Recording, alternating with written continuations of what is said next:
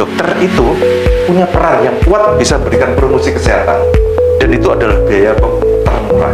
Dan pada waktu itu pertemuan dokter-dokter di Madura, saya dikatakan Susianto gila. Saya di masa lembu pernah melahirkan, malah saya kira itu cuma satu, nggak tahu satu lagi itu tangan yang keluar. Wah. Diberi nama Susiana Susianti. Susiana Susianti. Dokter sendiri yang memberi nama? Iya. Oh enggak, keluarga di sana. Oh. Dan saya dasar kita kerja masih ada lagi, ada knowledge, attitude, and practice, dan etika yang ada di atas.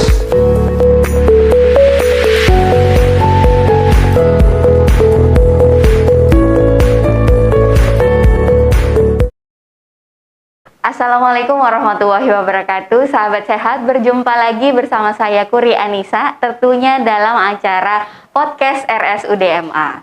Ya, memperingati Hari Dokter Nasional yang jatuh tepat hari ini tanggal 24 Oktober. Kita akan berbicara mengenai pengabdian seorang dokter, bagaimana struggle-nya begitu, pengorbanan yang cukup banyak untuk memberikan pengabdiannya kepada masyarakat.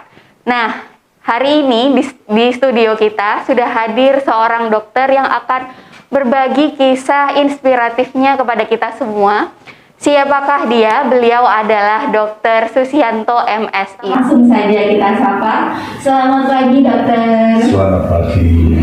Kabar sehat ya, dok ya? Kita ikuti ya, sekarang kita baik-baik saja. Alhamdulillah.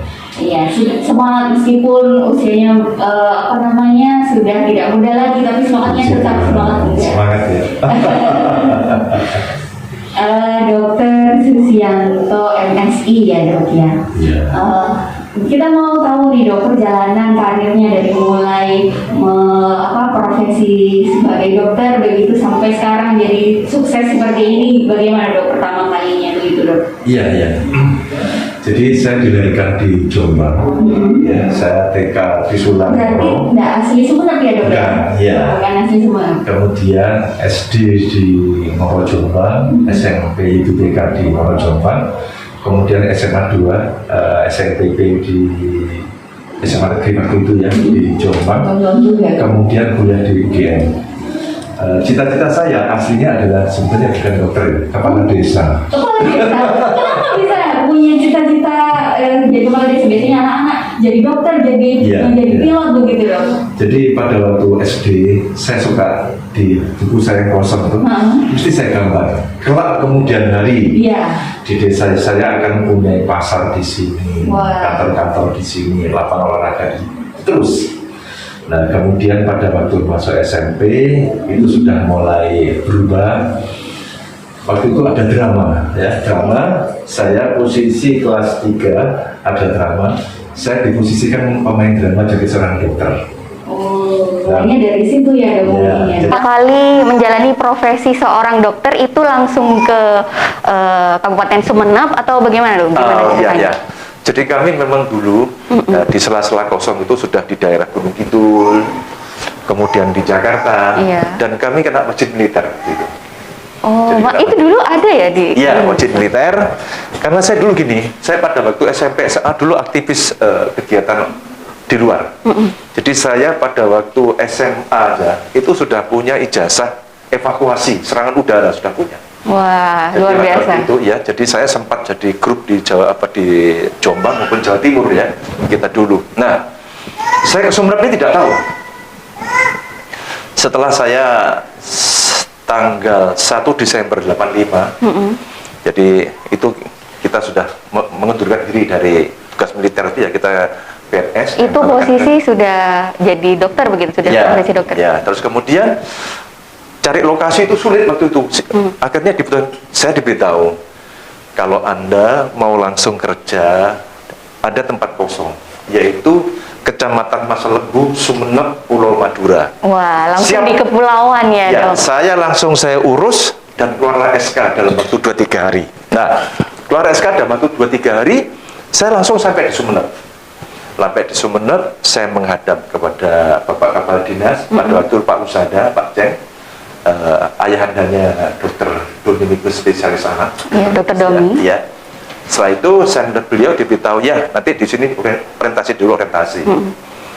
Nah, saya di situ saya ingin langsung bekerja ke Masalembu. Iya. Saya ke terminal. Waktu itu terminalnya di Jalan Trunojoyo. Saya tanya karyawan di sana, petugas di sana, Pak, mana bis ke Masa Lembu? Ditertawakan saya. Iya. Ditertawakan sana. Bu, Masa Lembu itu pulau, Mas. Jadi kalau mau ke Masa Lembu itu harus ke Kalianget, di pelabuhan di sana. Saya langsung ke sana. Sampai sana, Pak, saya tanya tiketnya ke Masa Lembu. Loh, Mas, nggak bisa langsung ke Masa Lembu. Nunggu 10 hari. 10 hari. 10 hari pun kapal itu, jadi dulu dari mana? Dari Kalianget itu kan ke Masa Lembu, terus kemudian ke Pulau Bawean, ke Gresik. Nah, gitu masih waktu itu. Tapi di tengah perjalanannya dari dari Kalianget, Masa Lembu ke Surabaya, kembali ke Masa Lembu lagi ke Kalianget, sudah tidak ke Pulau Bawean. Iya, ke Pulau Bawean. Nah, saya pada waktu ngurus langsung keluar. Nah, ini keinginan saya langsung bekerja, tapi waktu itu Dinkes memutuskan saya harus belajar dulu. Jadi dulu ada namanya belajar manajemen kepala puskesmas. Saya adalah orang kedua. Pertama dulu bawa kepala dinas, yang pelatihan itu saya orang kedua. Dan selesai pelatihan saya langsung lapor, Pak, saya ingin berangkat. Ternyata memang setelah SK keluar dari Jakarta, SK CPNS itu ya, itu biasanya tidak langsung bekerja, nunggu sampai 6 bulan. Saya nggak mau, saya langsung tidak bekerja. Wah. Jadi saya gajian, sudah harus gajian, sampailah di Masa Lembu. Bayangkan saya dengan yang saya bawa ilmu yang dari Jogja itu, setelah di Masa Lembu, bagaimana? Saya baru sadar ya, waktu itu luar. Sebenarnya saya di Jogja sudah diajari yang namanya kedokteran komunitas dan kesehatan masyarakat untuk menyelesaikan dan kadang. Saya baru menyadari yang luar biasa. Saya bersyukur waktu itu dapat ilmu. Andai kata saya tidak ke Masa Lembu, nggak dapat seperti itu. Pertama, Pulau Masa Lembu itu betul-betul terpencil, dan di situ adalah pulau dikatakan segitiga bermudanya Indonesia. Segitiga bermudanya Indonesia. Jadi daerah kecelakaan. Kemudian di sana kedua, dokter cuma ada saya sendiri. Kalau saya pulang sudah nggak ada dokter lagi. Perawat cuma ada satu, bidan satu, dokter nggak ada lagi. Oh, tenaga kesehatan masih sangat terbatas di sana sekali. ya? Iya, jadi di kesehatan itu adanya cuma dokter, perawat sama bidan, sudah satu. Cuman itu saja. Jadi kalau satu itu izin aja sudah kalah kabut kita. Untuk ininya dok, apa namanya, fasilitas kesehatannya gimana waktu itu? Nah, jadi fasilitas kesehatan saya ya kalau lihat dibandingkan, kan waktu itu saya di Sumeneb kan kita datang ke beberapa puskesmas. Pertama puskesmas kota, pada waktu itu dokter Sinta. Saya lihat standar. Dokternya juga pinter menguasai ya, kemudian ada dokter giginya, dokter Anmaril waktu Bu Anying juga menguasai di situ. Kemudian ada perawat bidannya, semua sudah lumayan bagus. Sudah seperti kalau di Jawa ya, sudah bagus. Kemudian ke puskesmas Gulu-Gulu saya lihat juga demikian bagus. Nah, begitu sampai di Masa Lembu kebalik jauh fasilitasnya. Tapi tipe saya orang petualangan, saya nikmati aja. Saya nikmati aja di sana. Jadi di sana akhirnya saya ilmu yang saya dapatkan dari UGM itu saya merasa betul-betul ketemu. Jadi dokter itu kita ada langkah ya, dokter itu. Bagaimana sih orang sakit itu bisa ditolong? Iya. Bagaimana kematian bisa turun ya? Jadi dokter di situ kelihatan kita. Kita sebagai dokter adalah sebagai promosi kesehatan, karena kami di puskesmas promosinya harus tinggi. Iya. Terus kemudian pencegahan melalui posyandu imunisasi, kemudian ada kuratif yaitu pengobatan ya dan rehabilitasi. Nah, sampai di Masa Lembu kembali saya harus pekerjaan lain lagi, yaitu saya diminta Pak Kiai saya, jadi di sana panggilnya Tuan Karaeng gitu ya. Iya. Itu diminta saya jadi kepala sekolah madrasah aliyah, kemudian membuat SMA, dan itulah cikal bakal pendidikan SLBA di Masa Lembu. Gitu ya. Jadi itu setelah itu saya dipindah. Saya sudah tahun kelima perjanjian 5 tahun, selama 5 tahun perjanjian di Pulau Masa Lembu itu dengan Dinkes Provinsi itu 2 tahun. 2 tahun. Setelah itu bisa darah. Ternyata tahun ketiga saya menghadap ke Sumeneb, belum bisa pindah. Tahun 4, tahun kelima akhirnya saya dipindah di Peragaan. Di Puskesmas Peragaan. Ya, Puskesmas Peragaan. Pada waktu itu saya sampai sana ketemu dengan almarhum Pak Munir, direktur rumah sakit di RSUD. RSUD Muhammad Anwar ini. Iya. Saya dipanggil beliau, bagaimana kalau kita bergabung? Saya masih belum Pak. Saya di Sumeneb nggak punya rumah. Saya kalau di Peragaan, rumah dinas sudah ada, semua sudah ada. Itu pikiran saya sederhana. Nah, saya kembali ke Peragaan. Di Peragaan, puskesmas itu waktu itu masih belum siap, belum berawat inap berapa. Kita perbaiki, kita perbaiki, akhirnya bisa berawat inap. Nah, saya sebenarnya ingin sekolah. Mumpung usia masih 30-an ya. Saya ingin sekolah, saya ngaju ke tingkat 2, pada waktu dokter di Sumeneb kurang. Sudahlah, di sini aja. Ya sudah, saya nurut, tidak banyak bicara. Begitu sampai di peragaan, puskesmas, saya rombak sistemnya. Dan pada waktu itu pertemuan dokter-dokter di Madura, saya dikatakan Susianto gila. Kenapa? Kenapa, Pak? Karena saya buka 24 jam. Oh, buka Jadi apa itu? ya, jadi puskesmas itu saya bagi ruangan yang kosong itu saya beri tulisan UGD. Di situ kita sediakan satu triase. Ya. Jadi pasien itu warnanya gimana ya gawat sana, kita sediakan tempat walaupun sederhana. Terus kemudian saya sediakan ruangan tindakan. Di sini ada para medis satu yang jaga, kemudian ada kebersihan yang ini servis satu, terus ada kanan satu, 3 orang. Saya dokternya nanti bisa diambil HP, call bisa, sudah. Nah, itu sudah kita kerjakan. Kemudian rawat nginap saya tata betul. Saya jadikan ini rawat nginap, tempat tidur 3, 4 sampai sekitar 30-an. Di samping sana saya aslinya senang seni. Jadi saya buat apa musola, saya tanami bunga, apa itu. Terus setelah itu saya dipanggil di Sumeneb, harus jadi ketua ID. Diamanahi jadi Ya, ketua ketua ID. ID. Itu Ketua ID. tahun berapa, Dok? Kalau nggak salah itu 96 ya. Tahun 19. Wah, saya lahir itu dong. Ya, 96. Saya pada waktu itu 96 ya, sekitar 96 ya. Saya pada waktu itu ya sebenarnya berat. Karena ketua ID pada waktu itu biasanya pimpinan di Sumeneb, kok ganti di puskesmas. Saya beratnya begini. Saya jauh dari Sumeneb, kemudian yang kedua apakah saya mampu? Karena pada waktu itu saya di puskesmas, kita buka 24 jam. Selain itu juga saya ada di Pondok Pesantren Al-Amin. Saya setiap jam 2, jam 3, jam 4, jam 5, sampai jam 6, sampai setengah 7 itu di Pondok Al-Amin. Itu Tiap buka hari. praktek juga atau apa, Di Dok? sana adalah membuat BPJS ala dulu. Oh, Jadi dulu namanya JPKM ya. Iya. Nah, JPKM itu jadi tiap santri itu urunan, 500 rupiah kita kumpulkan. Nah itu kita buatkan pelayanan di sana. Ya, dan dulu ada kotak P3K. Jadi di sana ada Ustaz Patli, ada Jakfar, ya. Ya, ada Ustaz yang sana ya, Ustaz Maliji ya, kita sama-sama itu ada kotak Puspakarti, Pusat Kesehatan Santri. Itu dengan bimbingan Pak Kiai Tijani almarhum, Pak Kiai Idris almarhum, Ki Abasi juga pada itu ada ya. Kisah Nur semuanya sama-sama dia menyampaikan, ayo kita buka lah. Oke, kita sama-sama, akhirnya kita buka itu. Jadi semacam iuran dari santri, kita bisa punya klinik. Jadi ada dokter satu, perawat satu, sama TU, kita kerjakan. Selain itu di sana ada Saka Bakti Husada, jadi pramuka pramuka, kesehatan. ya. Selain itu ada Palang Merah Indonesia, PMR itu ya, untuk itu.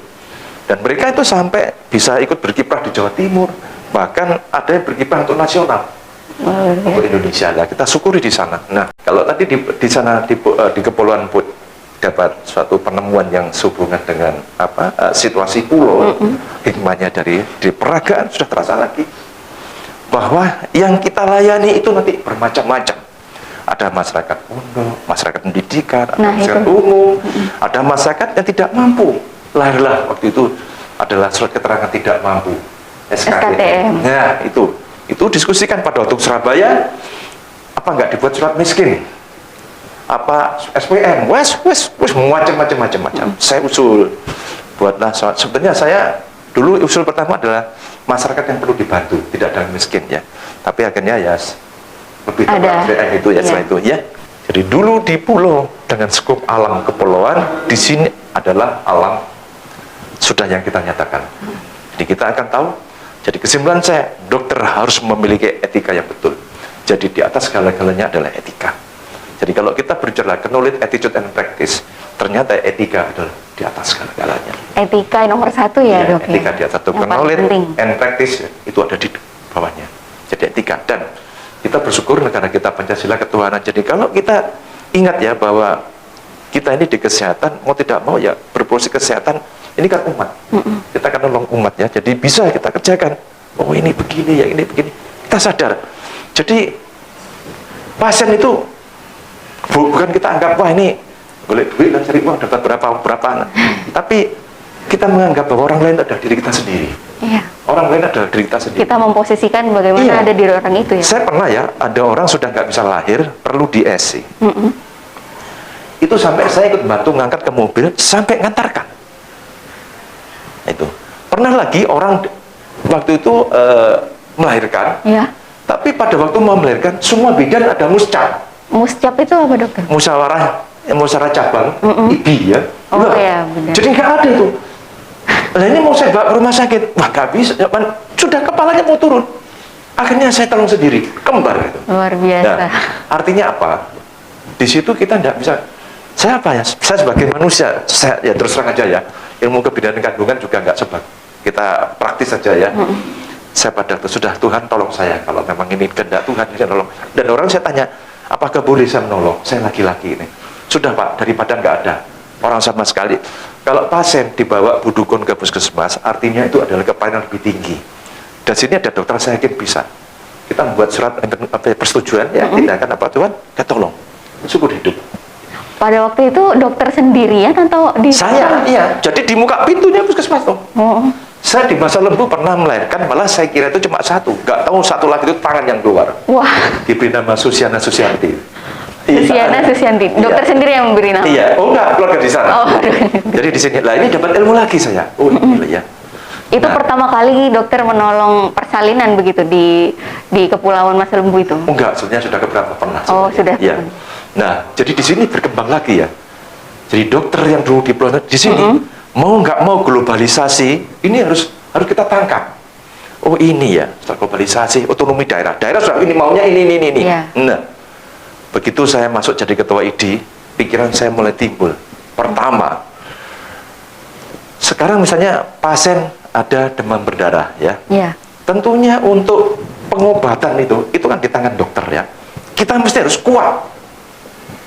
Nah, pada waktu itulah kita mulai mengadakan pendidikan kedokteran berkelanjutan ya, PKB. Bagaimana? Itu yang saya galakkan. Jadi bagaimana kita punya standar-standar. Ini harus kita kuasai. Standar-standar ini harus kita miliki. Kita nggak bisa ya. Terus kedua, tantangan globalisasi. Di sana sudah begini, pelayan di sana gini. Iya. Wah, kita ketinggalan. Kita mau nggak mau ngakui bahwa waktu itu rumah sakit RSUD Pamekasan lebih lengkap daripada kita. Saya jadi ketua ID itu, saya kampanye bagaimana orang sekolah spesialis. Awal kita ada 3 orang, termasuk dokter gaib CS itu ya. Iya. Ya, 3 orang beliau jadi dokter gaib. Ya, terus radiologi 1, itu ada di jiwa 1 ya. Ya, dokter lain itu sama dokter Otomo pada waktu itu. Ya, itu yang pertama kali. Wah, kita sudah dorong sekali. Bagaimana sebuah sekolah, kita pikirkan ya. Terus, kita memang SDM. Nah, pikiran saya pada ketua ID, bagaimana masalah itu SDM ini. Loh, di sela-sela itu muncul lagi masalah baru. Apa itu dok? Yaitu komplain masyarakat.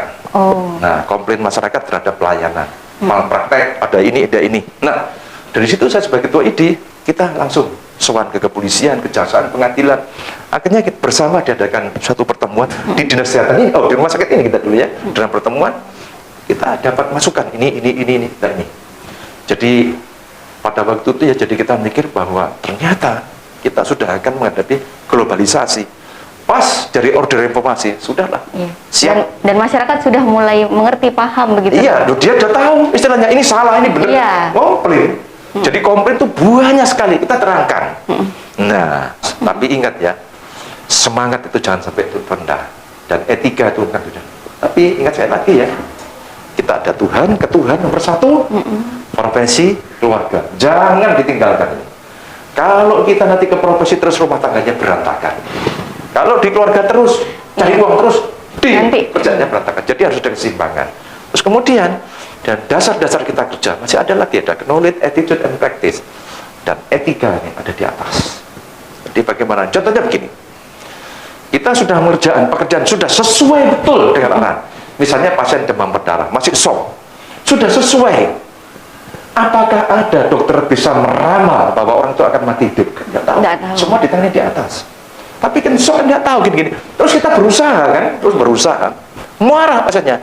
Kalau kita marah itu marah, berantakan, terus dokternya pulang. Banyak nggak berantakan. Kita sabar, kita ikuti, kita tunggu, kita ikuti. Terus kita mohon yang Maha Kuasa. Kan jadi tahu. Saya pernah praktekkan sendiri, Jadi saya kecewa dengan perilaku masyarakat seperti ini. Tapi saya pikirkan kalau saya ngikuti dia, emosi, nanti nggak saya kerjakan, saya putus asa, saya biarkan sama dia. Iya. Padahal saya punya prinsip orang sakit harus dikurangi, angka kematian diturunkan. Nggak tercapai. Nah ini akhirnya bisa. Kita sabar, akhirnya tertolong. Nah itu. Jadi salah satu itu yang kita kerjakan. Begitu saya masuk di dinas, dan rumah sakit memang ada perbedaan. Kalau di rumah sakit saya dipanggil Pak Sekda almarhum Pak Ben, kemudian di Baperjaka itu Pak Nur Muhammad ya, kemudian ini apa BKD dulu yang namanya sekarang Pegawaian ini, dan Pak Bupati, Pak Wabub juga. Bagaimana rumah sakit itu bisa akreditasi, bagaimana rumah sakit bisa BLUD. Nah, itu dari puskesmas, waktu menjabat di Kepala Puskesmas Peragaan itu berapa tahun, Dok? Jadi saya di Masa Lembu itu tahun 85 sampai 90, kemudian 90 sampai 25 di Peragaan, 90 sampai 2005 di Peragaan, 2005 sampai 2010 di Dinas Kesehatan, 2010 sampai 2012 di Direktur Rumah Sakit. Saya sebenarnya ya ini ya Kak repot juga ya. Usia saya itu ada 2. Usia ada 2. Bagaimana itu bisa usia ada 2? Yang 155, yang 149. Itu di mana dong usianya itu? Ibu saya dulu nikah itu di bawah umur. Ibu saya kan anak perempuan terkecil. Ya. Nah setelah itu, ibu saya kan sudah nggak ada ya. Jadi terus umur ini ya seperti itu. Nah, kemudian ada yang mengetahui ini umur 55. Kok ada umur lain lagi, ya sudahlah pakai ini. Nah, saya ngomong sama Pak Bupati Ki Busro, tugas saya kan cuma menyusun rumah sakit ini bridging. Jadi dulu ngurusi izin listrik, izin air, izin apa, sampai terkumpul, kita akhirnya diakreditasi, lulus. Setelah itu BLUD, karena rumah sakit kalau nggak BLUD, kolaps. Iya. Dana BLUD selesai itu sudah. Nah, sudah selesai itu sudah saya ingin selesai. Kalau di dinas kesehatan dulu, saya di dinas kesehatan saya lihat. Akhirnya saya maju ke Kiramdan, Pak Bupati. Ini bidan jadi PNS sekarang mendadak juga nggak bisa, masih belum bisa. Perawat juga masih belum bisa, dokter juga bisa. Tapi teman-teman bidan di Pulau ini perlu dapat ya istilahnya gaji yang memadai. Akhirnya diusul-diusulkan dengan usaha semua pihak lah ya. Ya ada dokter sebelum saya, kepala dinas sebelum saya semua pihak. Akhirnya sekarang di dinas sudah dapat tunjangan yang memadai. Lah untuk perawat ini nggak bisa. Waktu itu ada usul desa-desa di desa-desa digaji oleh provinsi. Ya terbatas waktu jumlahnya. Ya kita usulkan lagi. Nah karena pada waktu itu dokter di Sumeneb betul-betul kurang. Zaman saya itu kurang. Jadi sehingga terbatas sekali. Tapi saya juga berpikir di rumah sakit Dr. Haji Muhammad Anwar pada waktu itu saya memperkenan RSUD HMA ya. RSUD HMA, tapi hanya ini ternyata kan terus pertama itu ide RS HMA. Tapi kemudian ada lagi RS HMA aja, tapi kan ini daerah. Iya. Jadi RSUD MA gitu. Ya sudahlah, silakan ada. Saya kenapa memiliki itu? Karena Rumah Sakit Hasan Sadikin ya. Ya. Rumah Sakit Dr. Sutomo ya, rumah sakit banyak yang Cipto Mangunkusumo kan nggak usah terus lengkap gitu ya.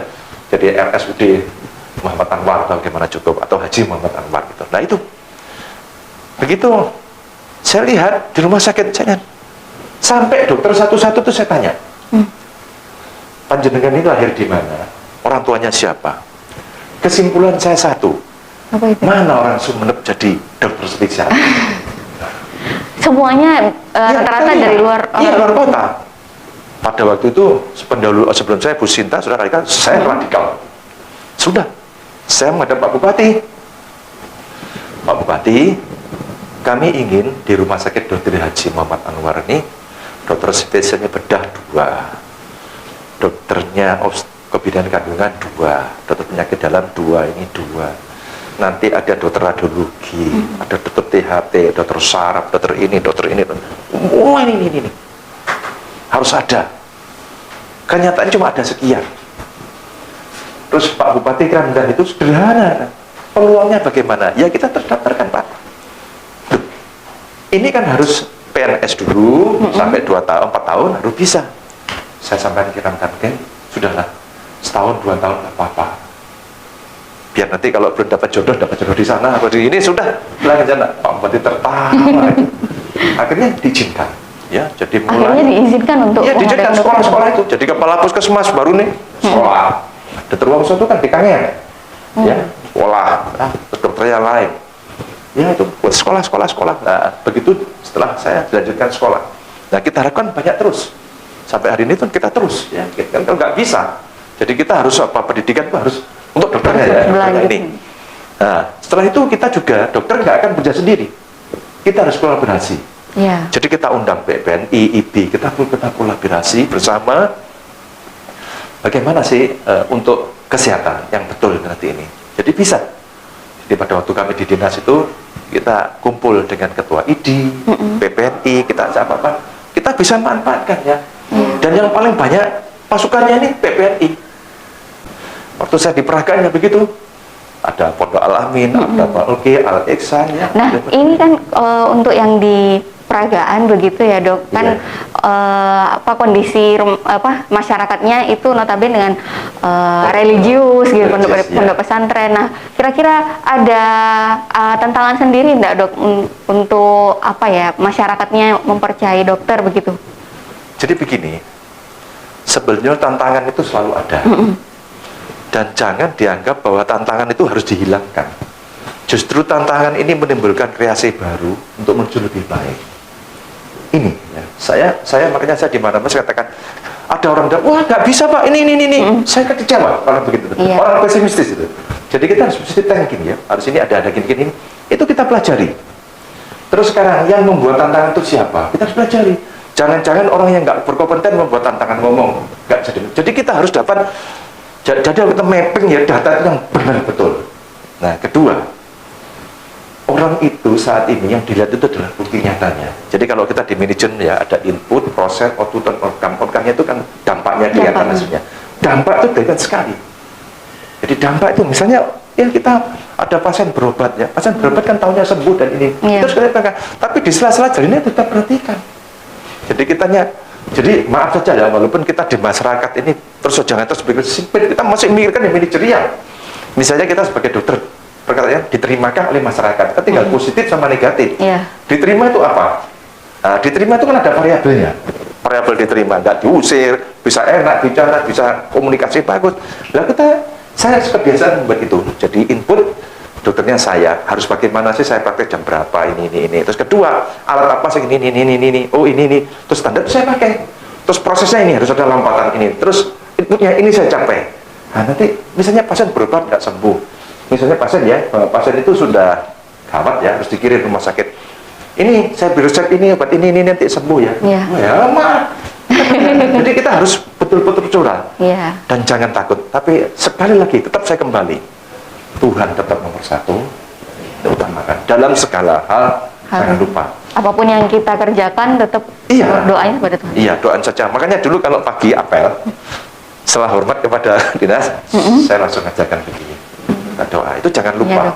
Dan dulu waktu pertemuan teman selalu saya ajarkan gitu. Kenapa?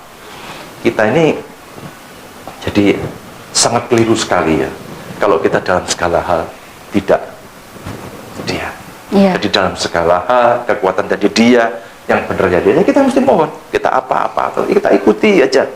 Dan dari puskesmas saya ke peragaan, dinkes rumah sakit tadi. Nah, dari cerita dokter tadi, dari perjalanan di puskesmas Masa Lembu, terus di peragaan begitu dok, terus di Kadinkes. Nah, dari Kadinkes ke Dinas Kesehatan terus dipindahkan menjadi Direktur RSUD Dr. Haji Muhammad Anwar begitu dok. Nah itu kan secara secara pangkat atau jabatan itu kan turun begitu dok. Nah itu apa yang memotivasi dokter, terus bagaimana dokter bisa menerima seperti itu dok? Oh iya, saya sebelumnya itu dipanggil, saya masih ingat hari Kamis.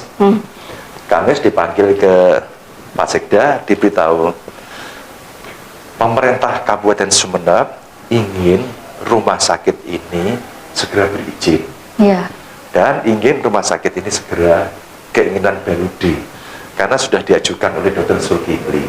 Nah, Terus Pak Sekda almarhum beritahu saya, tolong dipikirkan. Dan saya beri kesempatan, nanti kalau iya, hari Kamis, temui Pak Bupati di rumah dinas. Betul, saya jam 3, jam setengah 4 sudah ke sana. Pada waktu itu ada Pak Bupati dan Pak Iskandar Inspektorat waktu itu. Saya jawab, Pak Bupati, keinginan Pak Bupati tentang rumah sakit jadi memiliki akreditasi. Iya, akreditasi. Karena pada waktu itu di Sumeneb itu belum ada akreditasi. Puskesmas, rumah sakit belum ada. Belum ada yang daftar akreditasi. Jadi kita itu pertama. Ternyata saya itu jadi orang yang aneh ya. Dulu pelayanan primer dapat hadiah itu pertama saya. Sudah banyak sekali penghargaan yang sudah diberi. Jadi akreditasi itu kita buat. Ternyata itu nggak semudah itu. Banyak syarat-syarat yang harus saya penuhi. Termasuk kalau kena petir bagian listrik itu bagaimana kita pikirkan. Udah, dan selama 6 bulan selesai gitu. Nah, kita pikirkan selesai itu, terus perpindahan kan ya dari Kiramdan ke Kibusro. Kiramdan ngomong ya BLD selesaikan yang baik-baik. Kiramdan itu sederhana kalau minta tuh, layani dengan baik, layani dengan hati. Jadi kalau misalnya di UGD atau di tempat mana ada pasien, Ustaz, stetoskop ini masuk telinga atau bledek ini nggak apa-apa lah, tempelkan gini lah. Jangan sampai tidak ada tindakan. Karena apa? Nggak ada tindakan. Masyarakat itu tahunya stetoskop itu pokoknya sudah diperiksa, disuntik. Jadi itu tolonglah itu. Apalagi masyarakat Sumeneb kalau nggak disuntik belum berobat begitu. Ya, nah itu. Terus kemudian jangan ada keluhan-keluhan di sal-sal itu ya. Terus pindah ke Busro. Langsung saya jawab ke Busro, Pak Bupati inginnya apa sih ini? Sehingga waktu itu kita jadi masuk ke rumah sakit, ya perlu banyak biaya. Kalau kita punya anggaran cuma 4 miliar nggak cukup. Bagaimana yang SPM, bagaimana nih? Itu ada biaya dari pusat termasuk SPM terus naik. Nah itu Kibusro siap. Jadi siap, yakin terus. Jadi intinya dokter dipindahkan ke direktur RSUD itu dengan tugas tertentu begitu ya dok ya? Jadi minta itu, dan tepat ya waktu itu 1 tahun 21 bulan sekitar ya. Itu apa itu? Selesai. Akreditasi? Iya, akreditasi sama BLD selesai. Selesai, sudahlah cukup. Saya mengajukan untuk berhenti, nggak boleh. Jadi di dokter fungsional sajalah sudah, ya sudahlah saya ikuti. Dan lucu ya, saya mungkin satu-satunya direktur yang bekerja di rumah sakit tidak pernah memeriksa pasien sakit. Tapi cuma surat keterangan kesehatan ya.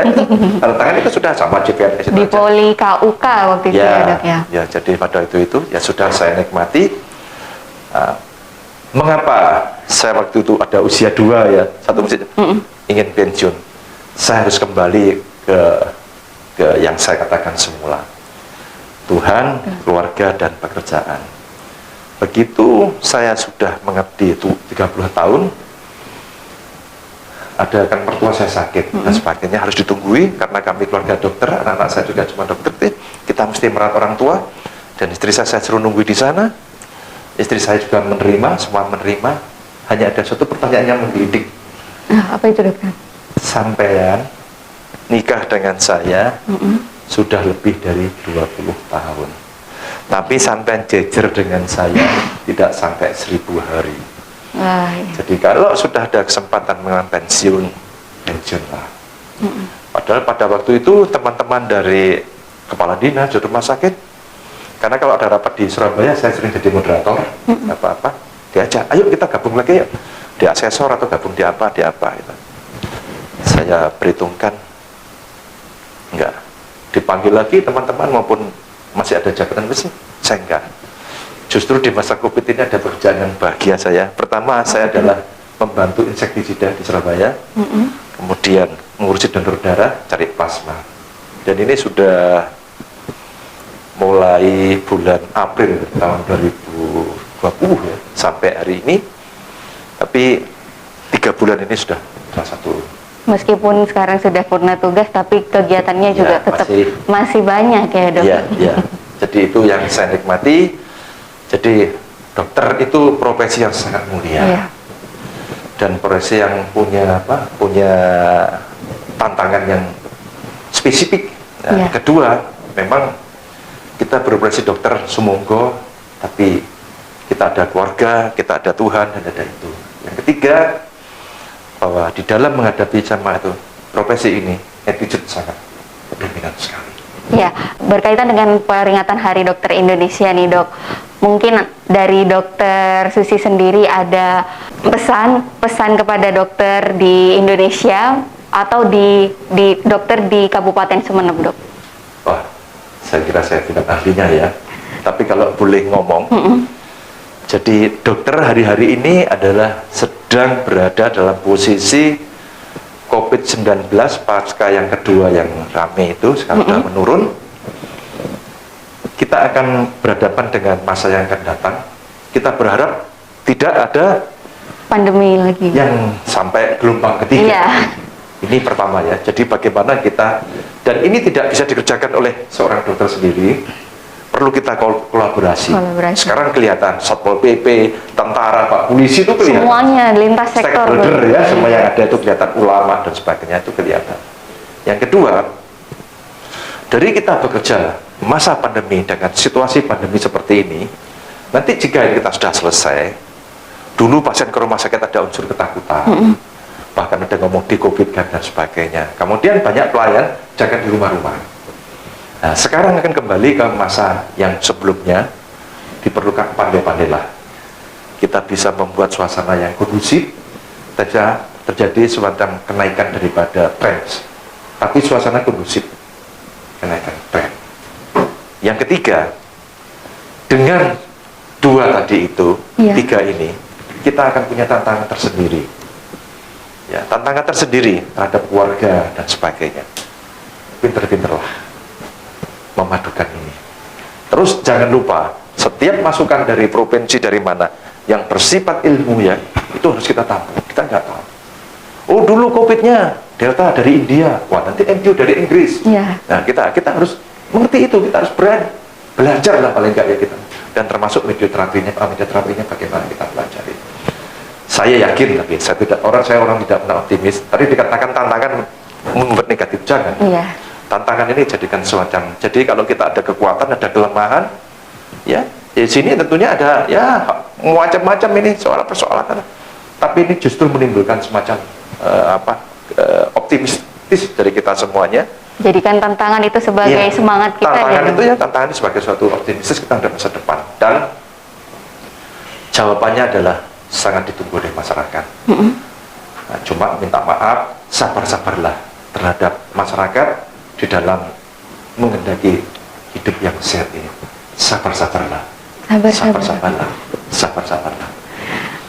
Ya dok, terima kasih sudah mau hadir menceritakan kisah inspiratifnya dari mulai perjalanan karir jadi dokter di kepulauan begitu sampai dapatkan berbagai penghargaan di bidang kesehatan seperti itu dokter. Terima kasih sudah mau hadir di studio kita. Mungkin nanti kita bisa bertemu lagi di lain waktu dokter. Ya sahabat sehat, itu tadi pembicaraan kita mengenai bagaimana pengabdian seorang dokter dalam bidang kesehatan. Nah, sudah sampai kita ke akhir acara. Saya Kuri Anissa undur diri, dan jangan lupa tetap lakukan protokol kesehatan, dan juga saya mengingatkan jangan lupa untuk mengikuti setiap update-update dari kami dengan subscribe, like, dan komen channel YouTube kami di RSUD Dr. Haji Muhammad Anwar, dan jangan lupa follow Instagram kami di RSUMA7. Nah, saya Kuri Anissa dengan seluruh kru yang bertugas pamit undur diri. Wassalamualaikum warahmatullahi wabarakatuh.